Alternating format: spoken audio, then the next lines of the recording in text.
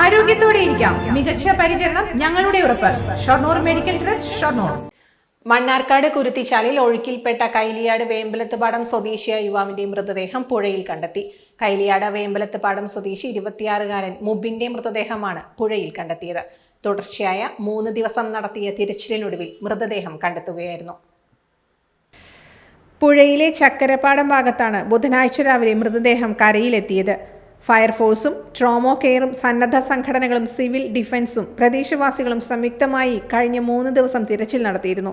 ശക്തമായ ഒഴുക്കിനെ അതിജീവിച്ചായിരുന്നു തിരച്ചിൽ. ഞായറാഴ്ച വൈകിട്ട് 6 മണിയോടെയാണ് സുഹൃത്തുക്കൾക്കൊപ്പം എത്തിയ മുബിൻ വെള്ളത്തിൽ വീണത്.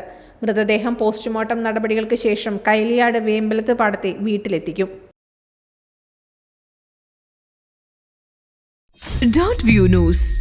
കാഴ്ചകളാണ് ലോകം. കണ്ടു തുടങ്ങുക.